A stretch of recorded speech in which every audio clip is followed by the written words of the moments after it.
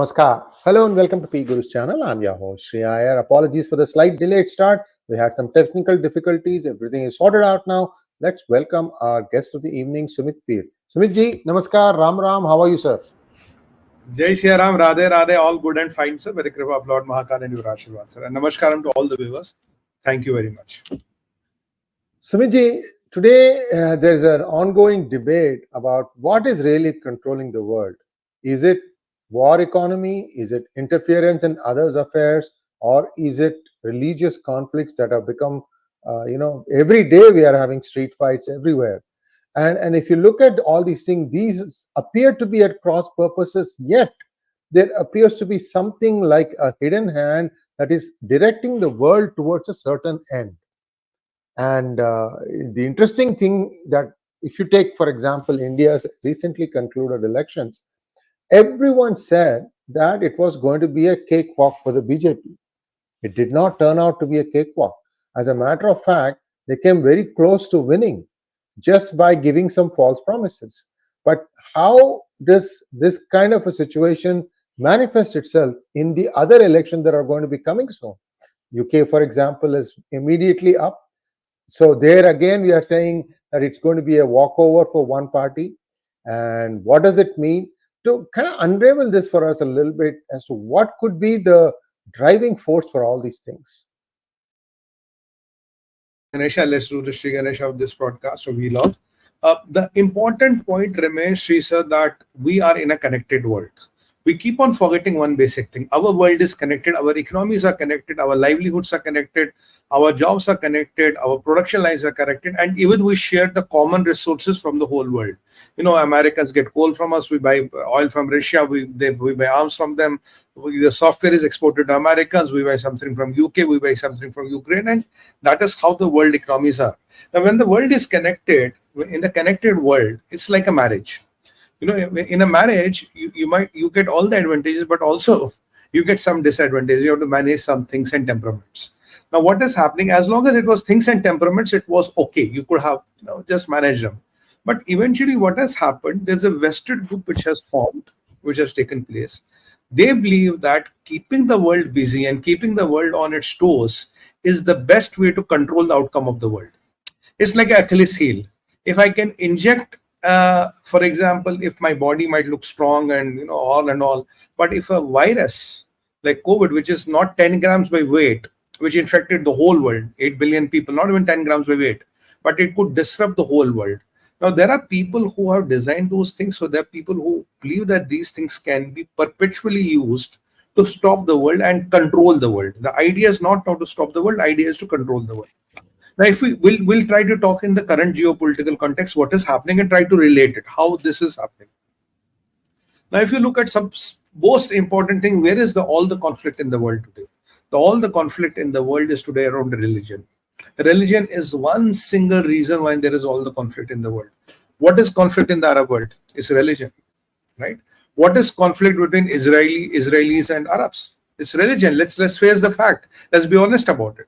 What is the reason why BJP could not get 320 or 18? It's the people of one particular religion voted against BJP because again they believe it's a Hindutva force or Hindus are dominating. It's again religion, right? What is the reason why 62,000 Christians are slaughtered in Nigeria? Religion. What is the reason that even between one religion people are fighting each other? That is subsects of the religion. So religion is something which is taking control of the most of the geopolitical likes, dislikes, partnerships in all of the world.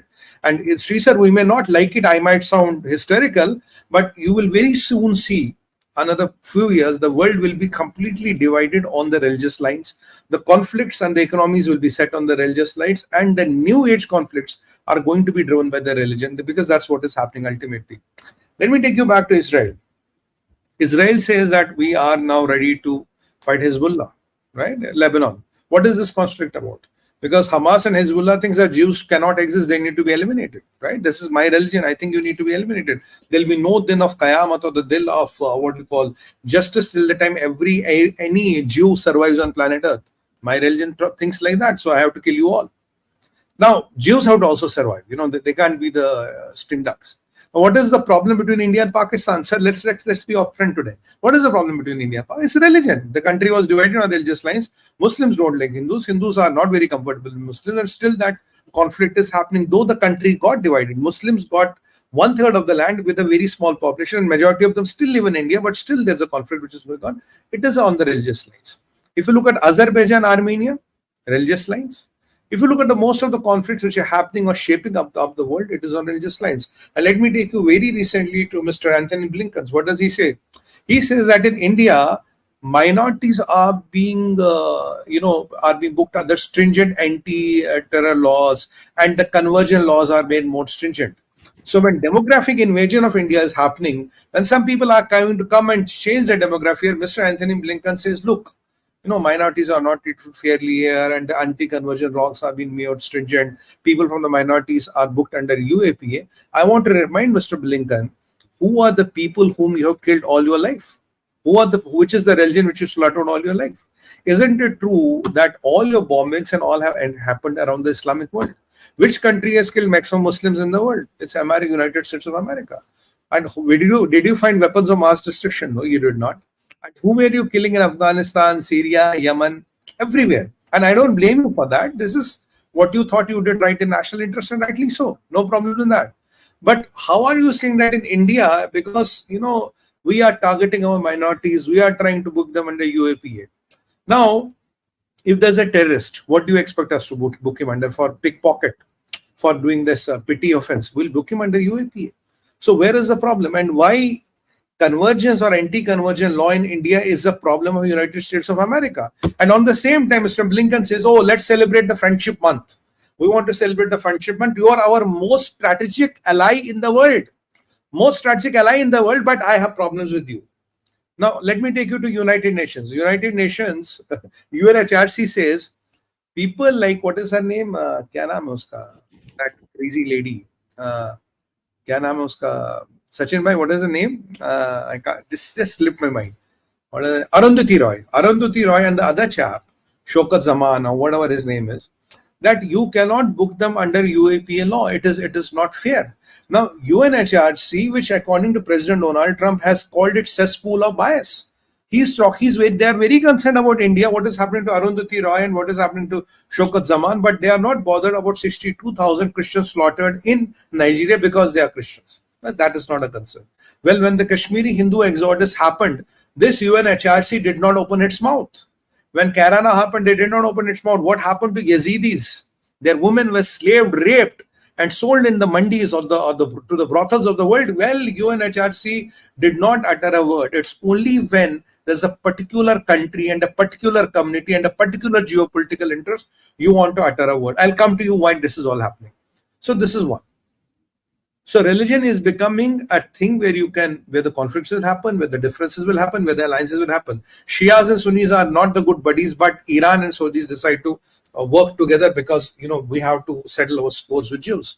How long can we hide from this reality? This is the reality of the world, sir. What is India-Pakistan conflict about? And when these things happen, by the way, the Pakistanis say we are trying to liberate Kashmir, we are going to fight Kashmir, and we are going to liberate Palestine. But Pakistanis don't see Shenzhen. They don't see Shenzhen in China. They don't know what is Shenzhen. They don't know who is a ogre.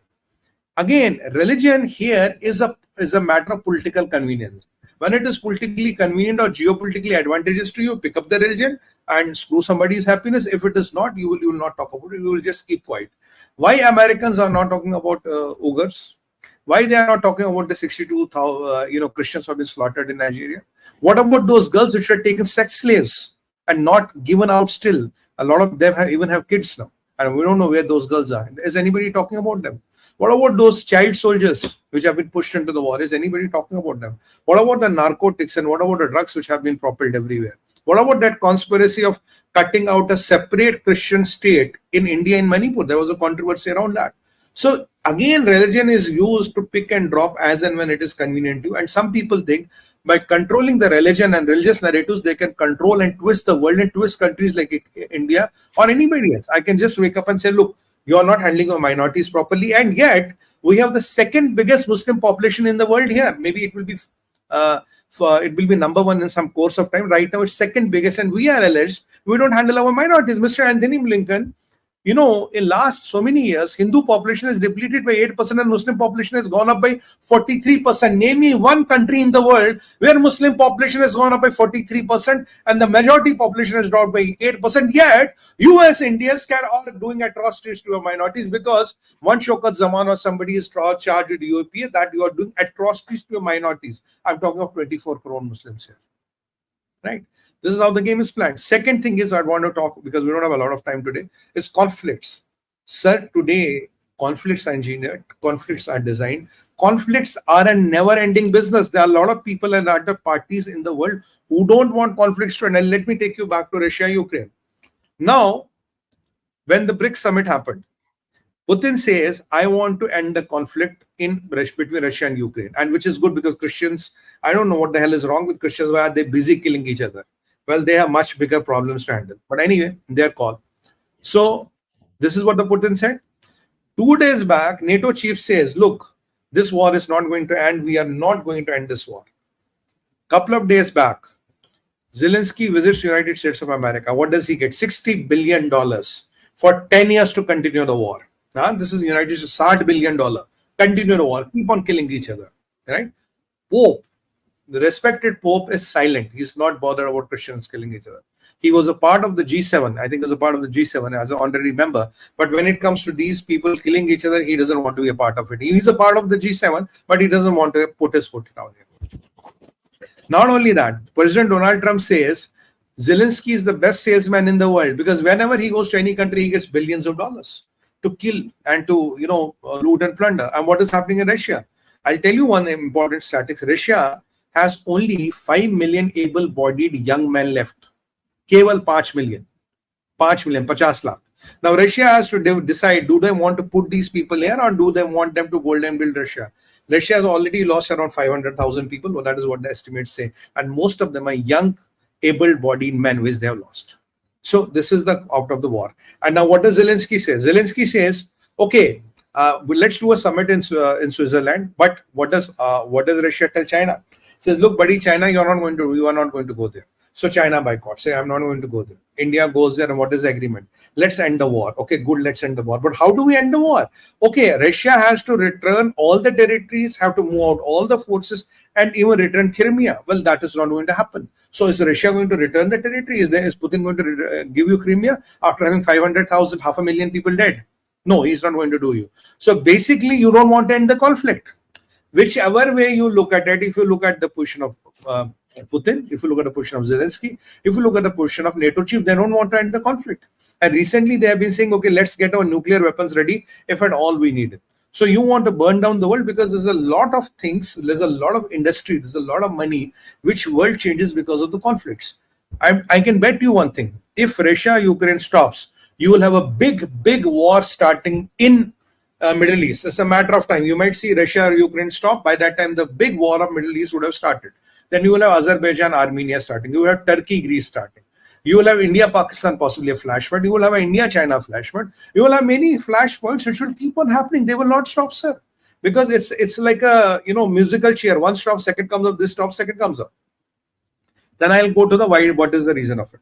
Now, with all these things happening, now, what is the third tool people use? People use interference.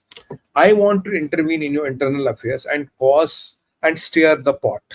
I want to give some statements. I want international media to cover me. I want an article written by Yarana Yu, which says that the Muslims will have an imminent genocide, and I want to quote that article and base my observations on that. I want to base my observations on a report of a think tank which reads Rana Ayub's articles written in some rag, and based on that, you make your foreign policy and you want to needle India. You want to say, okay, your things are here bad, we are pretty much bad. But why Mr. Anthony Blinken is not talking about how did Muslims increase their population by 43% and Hindu population went by 8%? He's not talking about. And Mr. Anthony Blinken doesn't want to talk about, for that not Anthony, anybody doesn't want to talk about what is happening to the Hindus in Pakistan. What is happening to the Hindus in Afghanistan? What is happening to the Hindus in Bangladesh? You don't want to talk about that. There is no problem there. Here you want to needle Hindus because by doing this you want to needle Prime Minister Modi, you want to needle BJP, be in control. I'll come to why. Now, what is the reason behind it? A lot of people say, oh, America exports weapons, this, all that. But a lot of people forget America's export in the global weapon industry is only 43%. Where does the balance 57% come from? There are a lot of small chota bada players who operate in the sector. Now this war economy, which is based on making weapons, American war industry, even India is now exporting weapons for that matter. So when weapons are made every day, when weapons get consumed every day, when weapons get exported every day, do you expect the conflicts to come down? No. Whenever the conflict comes down, somebody interferes. Somebody gives a statement, the wartime economy starts rolling its, turbines again. That is what is happening.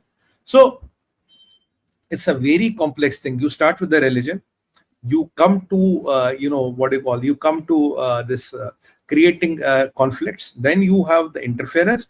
Then you have the war economic element. It is a rectangular. The world is stuck in this rectangle. And by this virtue, some people have ample control on the power. They can even needle any country. They can dictate terms to any country. I can impose sanctions on you. Let me give you an example here. Now, when the Russian-Ukrainian war started, Americans said, look, we are going to sanction you, Russia. Very good. What was the Russian business on US dollar? Russia had already started using less of US dollar. 70% of the transactions were on US dollar. And what is the position today, Sree sir? 20%. And why America has suddenly woken up to this newfound love for minorities of India, and India is trying to bully its minorities? I'll tell you why. Now, America doesn't question Canada. What have you done to your natives? You don't want to question them. You don't want to question Pakistan. You don't want to question Bangladesh. You don't want to question Afghanistan. You don't want to question Nigerians. This everything is right. Everything is good there. Now, let me take you why it has happened.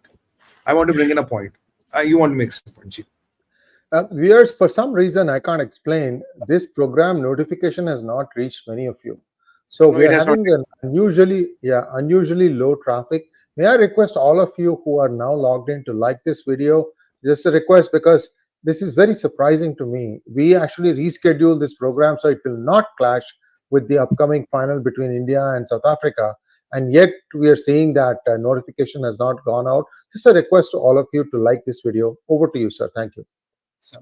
Now, I'll take you back, sir. Where does this all happen? This happens in the month of June. How the game is being played. Month of June, there's a BRICS summit. And then BRICS summit, I noted some very important developments. First of all, Putin saying, okay, let's talk about peace and all. But 59 countries have volunteered to join BRICS. 59. Now, if you look at the GDP BRICS controls, if you look at the things BRICS controls, add another 59 countries to it. It will be much powerful than G20. When we do the mathematics, the numbers are not out yet. The BRICS now with 59 countries might be bigger than GDP. Second thing, will we run G20? G7 doesn't even matter. G7 is just a thought in the mind. And let me remind you of G7. That reminds me of something very interesting. I don't know. I have a picture on there. I will send it to Sachin ji. And there's a very important picture I want to show. Yeah, Sachin bhai, I'm sending you one picture. If you can project this. Yeah, here. Give me a second. Okay, I've done it. Now, G7 countries, I want to talk about how good or bad they are. Look at this picture. You will understand the economy. Now, when we have 59 countries talking of joining BRICS. Now, what is BRICS talking about? BRICS is talking of alternate currency because we're still far-fetched. Time lagega. But BRICS is already talking of a mechanism where they will use this mechanism and they will bypass SWIFT. They don't need SWIFT. If 60% or 50% of the global GDP is not using SWIFT, now you have a problem. You have a double whammy here. Saudis have said we are not extending our contract of the petrodollar. There's no longer petrodollar. So Saudis are saying we can sell oil in whichever currency. Saudis are saying that we want to be a part of Chinese digital RMB program, which is not a good news for India, which is not a good news for United States of America. Now, what is our G7 countries doing? When we will have the picture up, you will see they're talking of 0.1%, 0.1 or 0.2% growth, and they're happy with it. Now, the fastest growing country in the whole in the whole thing. Okay, I can show it from my phone, not a problem. This is what the picture looks like. I don't know how many of you can. You see, it says Rishi Sunak, UK is the fastest growing country in G7 in Q1. UK growth 0.7%. Canada 0.6%, 0.6 basically. United Kingdom, United States 0.4%, Italy 0.3%, Germany 0.2%, France 0.2%, Japan minus 0.5%. So Rishi Sunak is saying that UK is the fastest growing country in G7. Look at the economic growth. Look at the debt to GDP ratio. Look at the foreign exchange reserves. Look at the average age of the person. Look at the industrial output. Look at the CPI. Look at the CPM. Your minds will go crazy. And let me tell you, what is the biggest problem United States of America is facing? It's not a $1 trillion debt. It's not a $1 trillion credit card debt. It's not a $1 trillion, student loans. It's not in every 100 days your debt is increasing by $1 trillion. It's not facing that. The problem is US, to have its economy running, needs to put around $15 to $20 trillion in the infrastructure. And in next 5 years, it has to double its power producing capability. And what Donald Trump rightly said 2 days back is, as on date, we have no plan. How are we going to double it? How are we going to ahead of the curve? We don't have a plan. We have to double our power producing capability. How will we support AI? How will we support this new EV industry? Because a question which nobody answers is, you want to roll out these EVs, you want to roll out these cars, but what is the power they need? How much power do we need? Where is that power going to come up? What is the plan to ramp up? Can we bring it up in 5 years? No, answer is not that. This is what it is. United Kingdom is very happy. We are growing at 0.7%, right? And lowest is Japan. This is G7. And if you look at the BRICS, when all these developments happening, Sree sir, Russia was never a superpower. Russia will not be a superpower economically, right? China is down the drain. It's a matter of time. Who is the most powerful country in the BRICS today? It's India. Now, when India emerges, obviously, USA is not part of BRICS and will never be a part of BRICS. When India emerges a winner out of that block, and when the message travels, and when these all things are going to the United States of America, what does Mr. Anthony Blinken say? Okay, what do I have on my table? Okay, look at religion. Oh, you are atrocities against your minorities. You are trying to do this minorities. You are using UAPA. United Nations, UNHRC. Oh, why you have this UAPA against Shobha, what the name of that lady is, Arundhati Roy and the other guy, Shokha Zaman. Why do you have UAPA against this? What is United Nations business to know why there's a UAPA or what is not? It is our prerogative. Now we'll do it. Because the real problem is economic. And third thing, now we are not trying to get into anybody's conflicts. We are not trying to get into anybody's war. We are not trying to wage a war against anybody. We have not put our foot on the ground. And on the contrary, you have the president of France, who is talking about, Mr. Macron, that France is on the verge of a civil war because of the uncontrolled immigration. And only, I'm not trying to blame a community, but the Muslim population is around 9%, which is highest in the Europe. And recently, Sree sir and me were discussing how did Italy control the immigrants? Allegedly, they have shot at some of the boats and perished them. So you have one country talking of an imminent civil war, wherein nobody is bothered about them, nobody is talking about them. And here we are being questioned, how did you put this UAP against this Shokha Zaman and others? How you are stringent, making your anti-conversion law stringent? For the heck of God, what are we talking here? And this industry, which is fermenting trouble, which is creating interference, and the American military complex and all other industries of the world, where are they getting war weapons from? Nobody understands one thing. Bigger weapons come from Americans, but where are these smaller weapons coming from? Do you think only Americans are the who make weapons? There are so many countries in the world which are making these weapons. And what weapons do terrorists use? Do they use RPGs? Do they use ICBMs? Do they use tanks? They use all small weapons. Where are they made of? Which are the countries they make weapons? Which was the country which was giving LTT all the weapons? Look at that, you will know. Where is this weapon industry run from? So the point here is, the world is stuck with this ecosystem, and there's a group of people who specialize in this, and they look at the power dynamics of the world, and they choose out of these 4 areas which one to use against whom, and how to penalize this against whom, and as and when. And it is politically convenient. There are no rules to it. I can set my rules, I can define my rules, I can do whatever I want to do with my rules. Like people in India saying Bharat Mata Ki Jai is communal because you are hailing the mother like a country, and and we are Muslims because we don't believe that anybody is more than Allah. So how can we say Bharat Mata Ki Jai? I mean, it goes to the level of insanity. There are people who are checked out from universities today, and they say, because I am Arab, you are checking me out of the universities. Well, I will not say that I have blocked the university. I have done the protest. I have not let the people or the professors do their work. That is why I'm checked. No, I am Arab. I am Muslim because I was protesting from other Muslims. That is why you Christians let me go out of my society. Sir, the world is really, really becoming insane.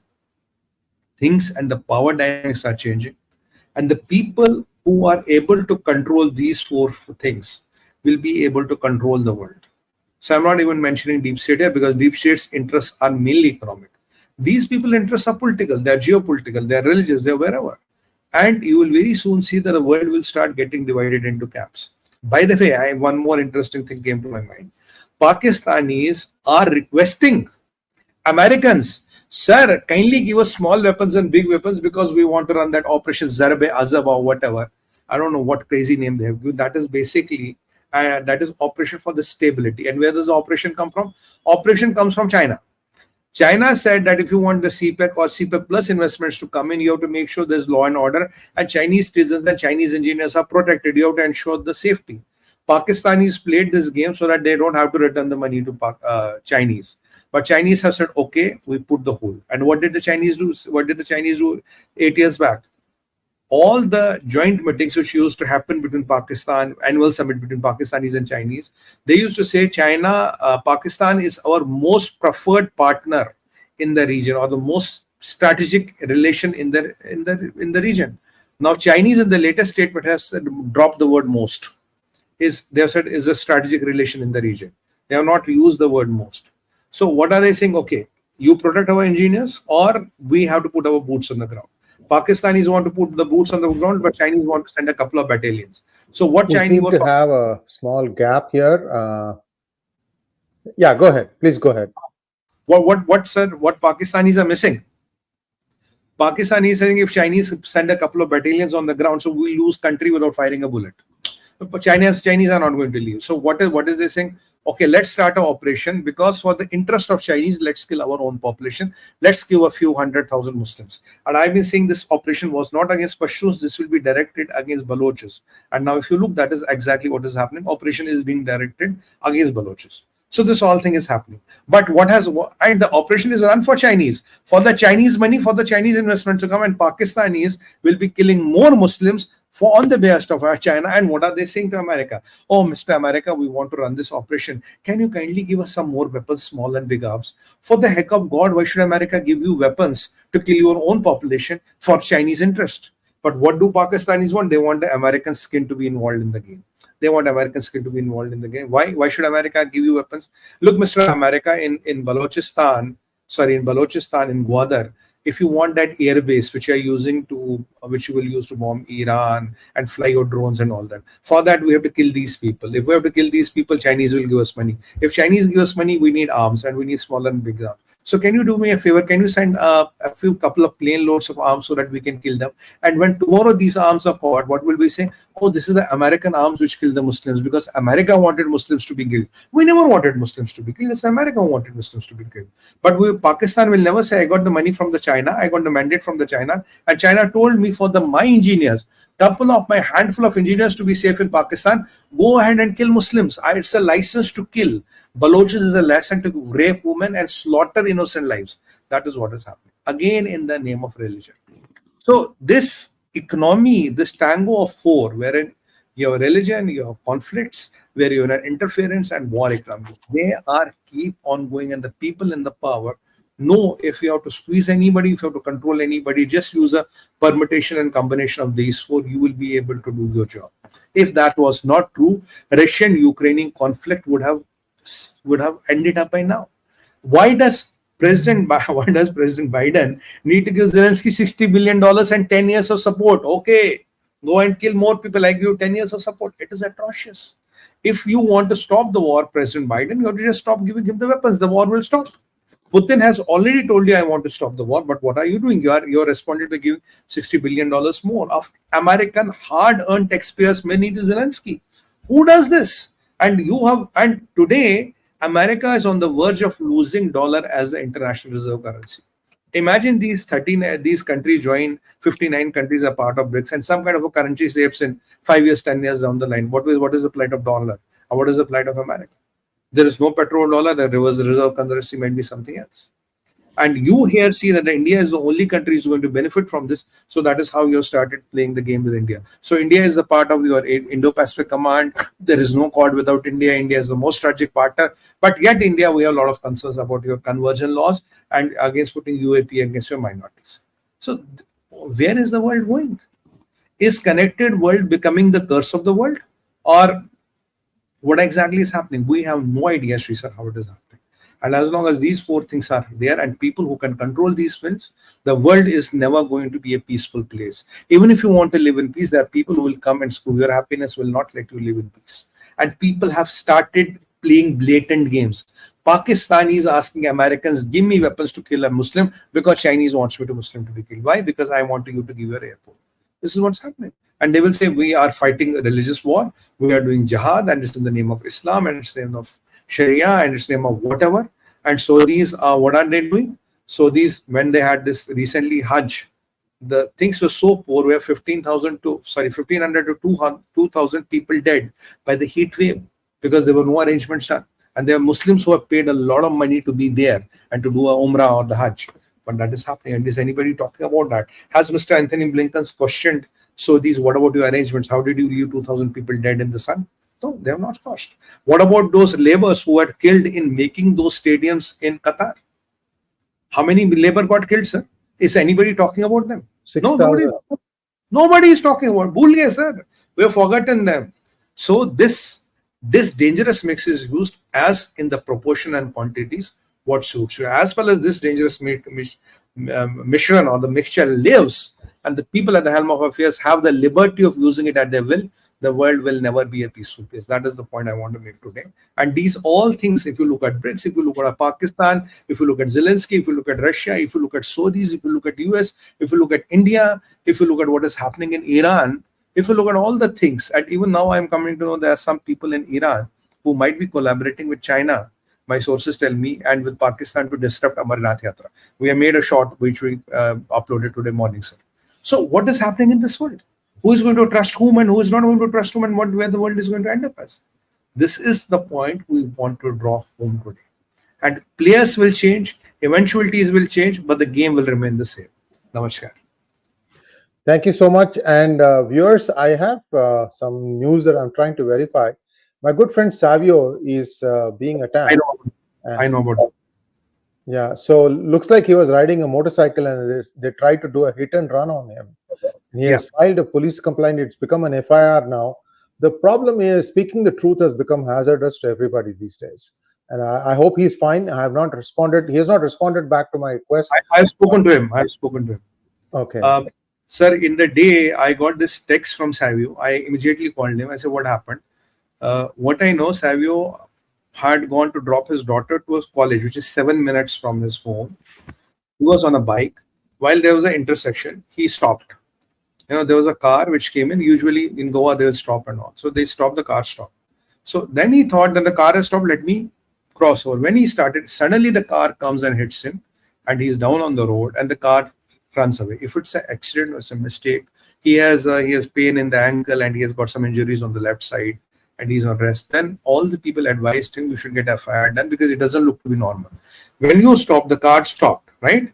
Then, then he's asking you to move. When you're moving, he comes and hits you and runs away. If it's a mistake, you'll stop. By accident, okay, let me stop. That is the culture of the place. Why does he run away? So we want to make sure it is not the normal thing. Even I have been advised to him, I said, look, brother, do not stop riding your bike. Stop going to your joggings in the mornings and evenings. Don't have any pattern. Go out in a car.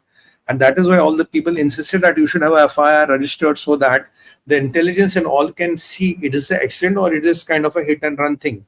The kind of, those IPC, I don't know what IPC sections which have been used are basically for hit and run and other things. The CCTV footage and all is being examined because he has been very vocal about certain things in Manipur, about what is happening in a lot of things. So I think our brother is being targeted for that. We hope and pray it's accident, and we hope and pray it's not something more. I have told him to be more cautious, and there is CCTV camera around his house and all, and he's taking some rest. And I was very concerned. I immediately called him and I came to know this. I said, brother, what happened? So then we had a conversation, but now today he's better, but he has a lot of pain, bruises, and he's physically not in a good shape, but thank God, nothing major happened. That is the nutshell of it. Let's ask some questions now. Let's take some questions now. Kota Murthy wants to know, G, you said that we are going to hear a surprise news on 26th, after 26th, not on 26th. Today is 29th. What is the position of the news, sir? So news will come, but I told you it will not come before 26. Yes, it will come only after 26. When it will come, I don't know that, but I know, okay, before 26 it's not going to happen. When people were expecting some action against Pakistan and all and all. My sources tell me that we are going to see action across the spectrum. It's not only Pakistan. You'll see a lot of things happening between 30th June and in between 15th November. That I can tell you, a lot of action is being planned. So let the right, and what I can tell you, Murthy sir, 360 degree, not only against Pakistan, against a lot of people, against a lot of forces from 30th June, that is tomorrow. After 30th June. NN wants to know, how can India retaliate strongly on US report on religious freedom apart from just lip service? No, we have to really call it a day. It's our business. That's why we did this program, sir. Today we are trying to explain you how these four are linked. They have become a dangerous cocktail, and anybody can use them at discretion and spew venom. That is what has been done. India has to respond very directly and tell US, none, mind your own business, and we know how to handle our minorities. And how are you handling the black population in the United States of America? We can even talk about that. We can talk about how many blacks are in jail. We can talk about how many blacks have been convicted, how many blacks have been, put to the deathbed. We don't want to get into that because as an internal issue of America, how many blacks are drug addicts, how many blacks live on food tickets, and how many blacks have the diabetes, and how many blacks are dying at the age between 30 to 40. Why? There's a lot of data available there. We have to send this message, and also tell them, look, this pinprick, if something happens in BRICS, where India is at an advantage, you can't use that to pin us down by, oh, why have you done this, why have you not done that? The world will move, economy will move, geopolitics will move, you and me will move. We have been allies. If we are married, you may not like me, I may not like you, but there are some things which you have to live with. But it's not, it's a marriage and it's a live-in relationship. Either it's a marriage or it's a live-in relationship. Everybody has to take a call. Karthik wants to know, sir, why we never play front foot? Why don't we go on offensive mode? We must call out US atrocities on their minorities, whether 0.5 within or 2 on either side. We are only defensive mode. Karthik, I can give you, just 1 second, sir. Sure. I can give you some inputs. 2-3 years ago, India presented with 𝗎𝐶 IRF all the data. That this is the facts, that you have your data wrong. See, 𝗎𝐶 IRF is pissed at India because India has refused permission for the 𝗎𝐶 IRF members to come see for themselves the conditions in India. India said, no, you can't come. So this is one problem. Second problem was the 𝗎𝐶 IRF, believe it or not, did not even have a Hindu representative until like 5 years ago. Correct. Then after all this pushing and shoving, in fact, Rajiv Malhotra and I talked about it at length. Rajiv Malhotra has met some of these lumpens. So then what happened was, they said Nancy Pelosi, with much aplomb, appointed one girl called Anurima Bhargava. She is supposed to be on Harvard, some usual useless faculty thing. Never bothers responding to emails, never picks up the phone. So you really have a dummy, Hindu in name only. So this is what the 𝗎𝐶 IRF has done. Now they can say, oh, look, we are secular. Remember, even in State Department, when they have anything they want to embarrass India, they take people like Vedant Patel. So you think, oh my God, a Hindu is actually telling us. Vedant Patel doesn't know shit from man. I mean, these are all, half of them are brainwashed.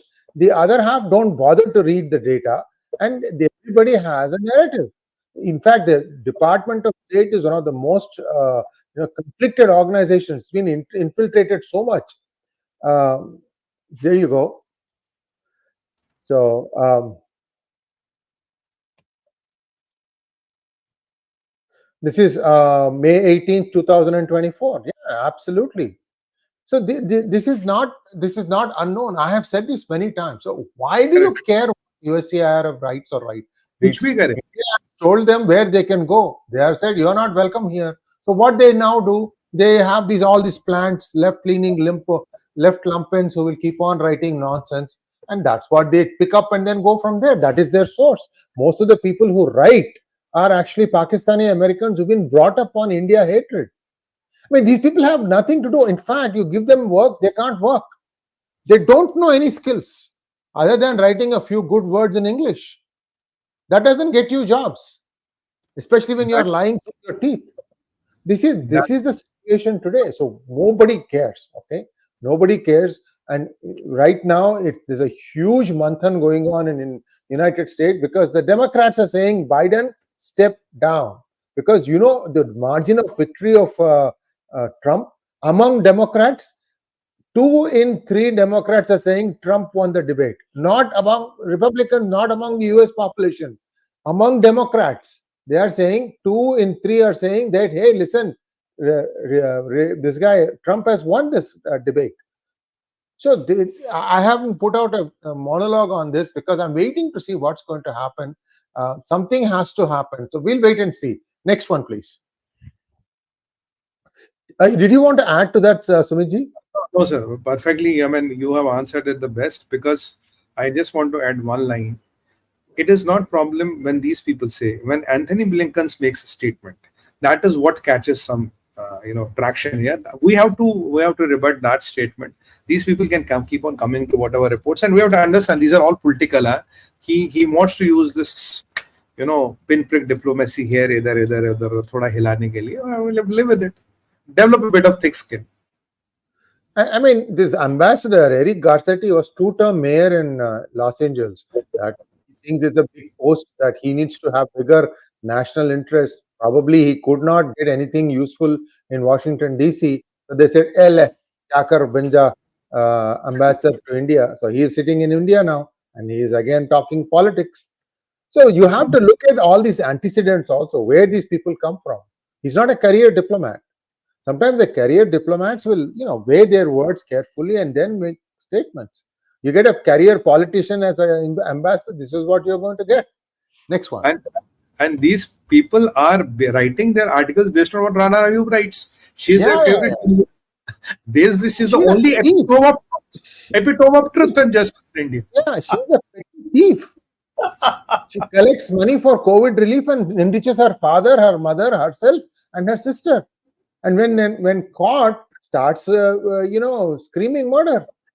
Arey chor hai ye. Next one. Shashi Kumar wants to know, for all the development that NDA does to elevate the nation, we have one group of circus monkeys in the shape of India Alliance. Will they allow NDA to go forward or go back into the caves? Shashiji, India Alliance guys, looking at last 2-3 days, and I have been thinking and I've been talking about it, I've been very vocal about it. They are not going to let the things go easily. But I am told that, this is a very short session. I know now this will be ending on July 3rd. We'll be meeting again for budget and the monsoon session. We can expect some magic in monsoon session, because as I've been always telling you, and what everybody now seems to echo the same sentiment in the echelons of power. Now it is an politics of action, not option. So if there is no action, there will be no option. So up to Modi 2.0, we still had option. But in Modi 3.0, we have action. And if you look at the geopolitical, now again in PGurus and others, we are going to focus more on geopolitics, because now the election aura and the fever is over. Now, if you see the geopolitically, there are a lot of things happening, sir. I'm almost losing a track of how fast they are changing. And I'm seeing how fast people are changing sides. Now, that's why we brought this topic today, so that you understand where does this all come from? How is this all related? Next one, please. Narayana wants to know, what's next for China? Tomorrow, 10 o'clock, you have to come in the end game, Sree China, and we'll tell you what is happening in the China. That will be an interesting part to watch. And she said people hate us for that. The Chinese hate us for that. Everybody hates us for that, because we are talking about the underbelly of China, which nobody dares to talk. Nobody dares to talk. I'm using the word dares to talk. We bring that out, but we are grateful to our viewers who have given us great support. And we have seen some of the episodes. I was talking to Sachin Bhai, even have crossed 300,000 and all. So that people are giving us the support. They want to know, though we are getting squeezed, we are getting blocked, my internet will hang, all those things will happen. But we will continue to do this in the nationalistic endeavor. Tomorrow, 10 o'clock, some exclusive revelations about China are going to come. Next one, please. Magnet Rangaji wants to know, Namaskar, hypothetical question. How much better would it be for Bharat if opposition were constructive in reality? Oh, that will be a dream come true. That would be something which would be very beautiful and awesome. But unfortunately, here the opposition is just opposing the government. They are in the business of opposition, not in the profession as opposition. There's a difference between business of opposition and profession. Professionals weigh. भाई ठीक है इस पर oppose. Businesses, that maro, maro. They're in the business of opposition. They're not in the profession of opposition. That is what opposition of today is. With that, we end our session for today. Please like, share, and subscribe to our channel. Don't forget to click on the bell button for notifications. Before we go, we'll get the blessings of 𝗤𝗎𝗍. Sir, on that note, we hope that we are able to put some perspectives on how this ecosystem is connected and how India's elevation in the BRICS has triggered a lot of these things which we see which are happening. But that is life, that is geopolitics, that is things. We move on. On that note, we want to thank everybody for their love and respect which they are giving us. Bharat Mata ki jai, Vande Mataram, and Har Har Har Mahadev.